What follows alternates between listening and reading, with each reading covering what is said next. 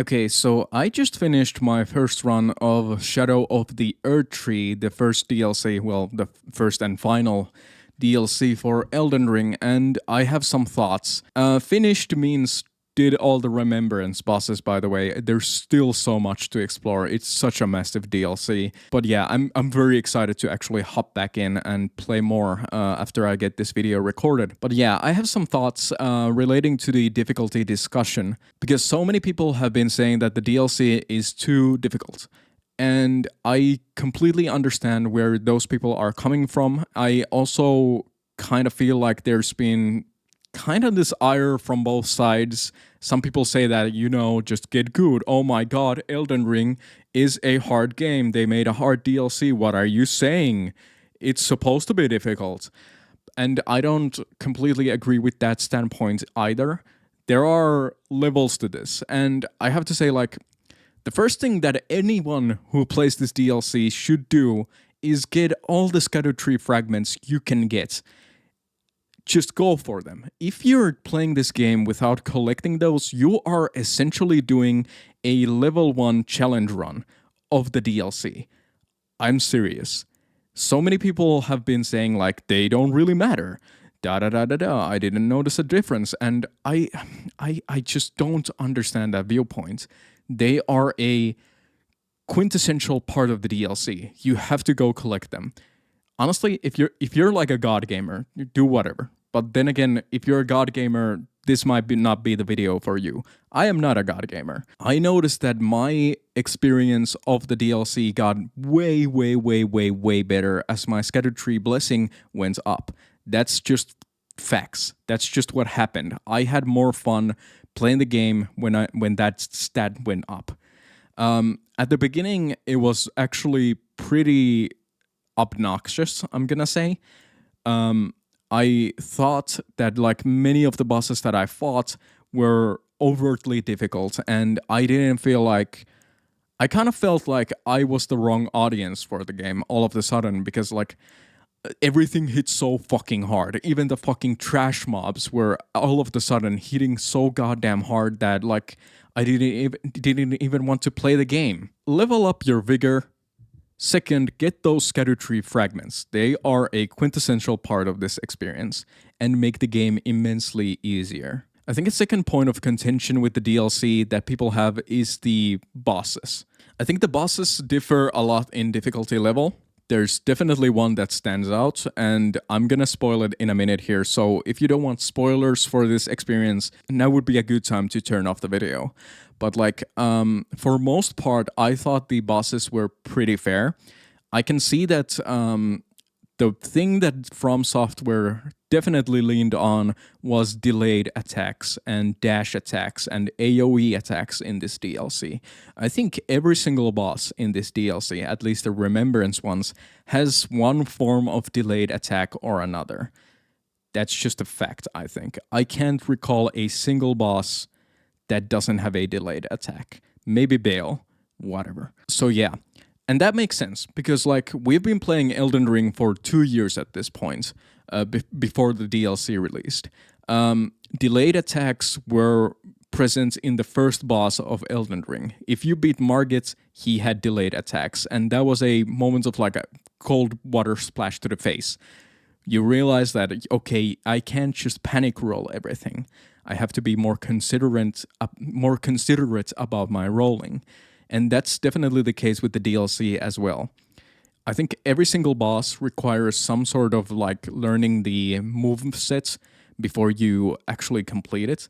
I think, well, let's go with the most drastic example. Mesmer requires you to learn the movesets. Radon definitely requires you to learn the movesets. I think even like Putrescent Knight requires you to learn the movesets. And that's like pretty basic like Dark Souls, Bloodborne stuff. I think everyone knew that going in. Hopefully everyone knew that this was going to be the case. However, I gotta say that the difficulty level overall in this DLC is on par with any other FromSoft DLC that they've ever released. And it has truly gotten to the point where the movesets have become so difficult to read that it's it's right there on the edge that I'm not actually having fun. I think one boss in particular, well, let's just go into this. Radon is such a difficult boss for such dumb reasons that I honestly didn't have fun with that fight anymore. It felt like a chore to do that. Many of the other bosses didn't feel like that. I think my favorite boss in the DLC is probably Relana or probably Mesmer. Mesmer was pretty fun also. I think the hitboxes are pretty iffy at times, especially with the dash moves or the running towards you moves. Like Commander Gaius has absolutely terrible hitboxes. The Golden Hippopotamus also has terrible hitboxes. I can just show you footage where I'm not even near the dash attack and I still get grabbed, and that's not great.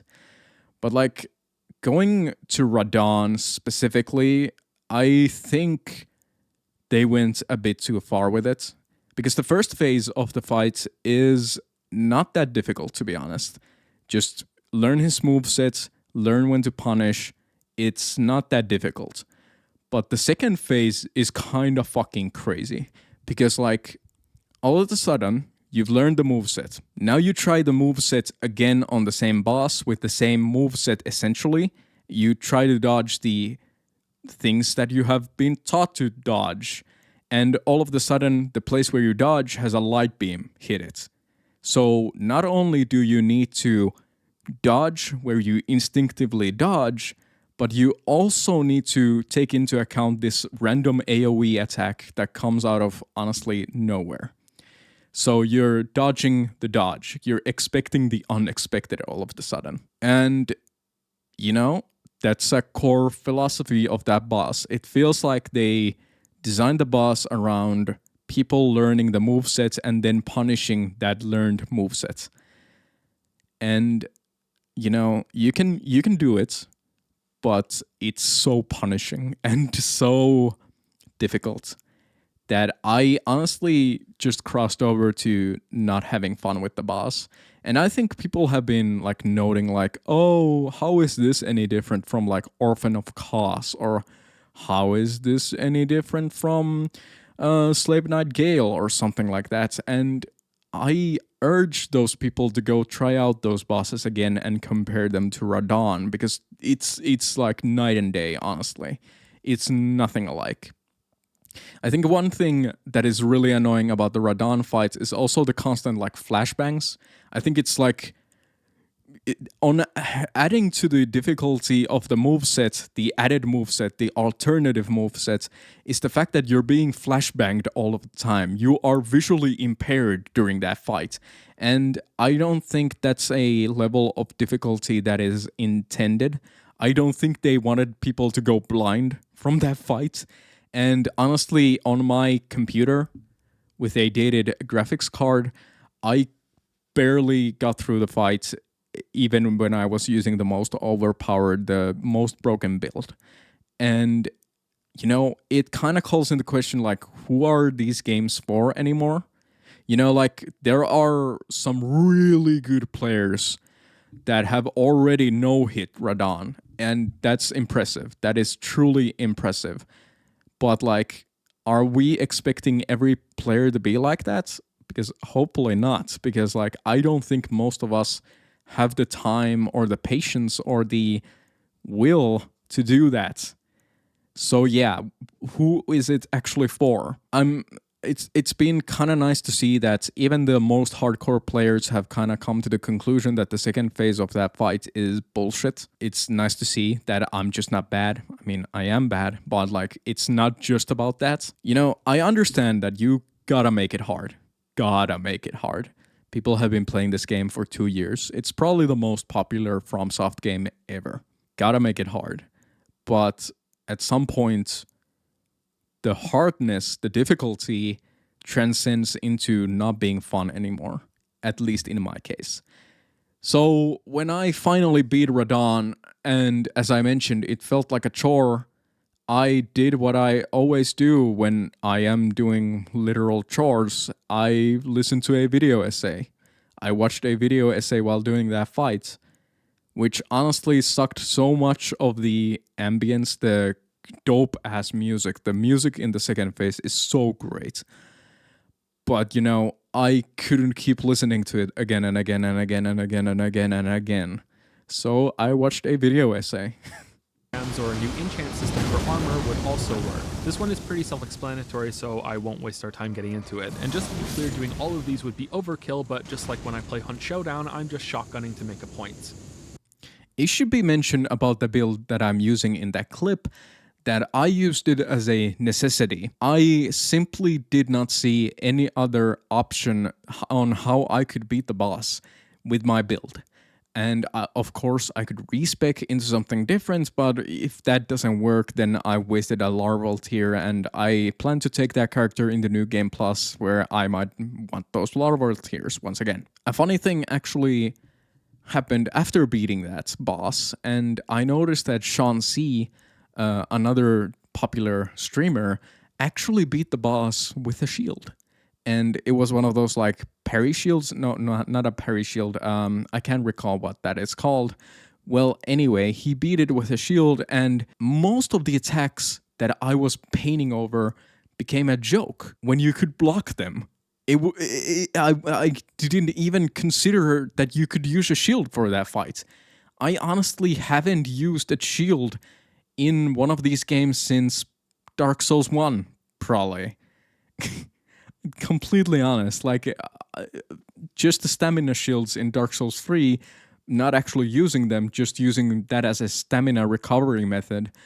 But yeah, it kind of blew my mind that I've been so programmed into not using a shield when clearly this boss fight specifically works wonders if you have a beefy shield. And yeah, that's just didn't even cross my mind, to be honest. And the next time that I'm gonna do that boss fight, I'm definitely bringing in a shield.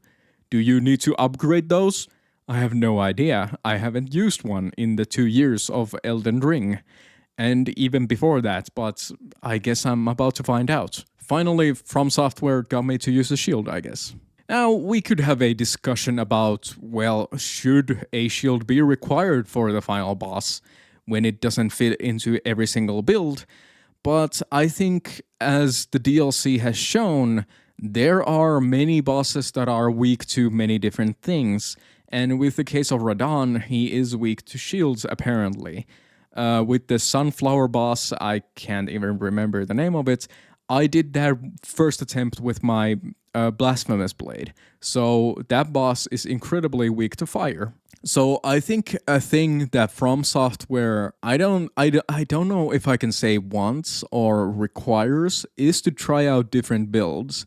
But considering that larval tiers are a limited resource in the game, I think it's not the smartest choice. I think it's just like Pokemon. Some bosses are weak to different things. I've heard that Radon is weak to Scarlet Rot as well. Something to keep in mind, I guess. At the end of the day, is it too difficult? Is the DLC too difficult? Depends. At this point, I'm not gonna say anything because, well, I beat it with the most broken build, so me commenting that it's too hard or too easy shouldn't really matter. I've beaten the DLC, but my experience of it is clearly different from most people that do it with like traditional weapons, off-meta weapons. It should be also mentioned that if the difficulty is going to be like this in the future, we're gonna have to rely more on meta builds, and I don't think that's something that anyone wants, to be honest.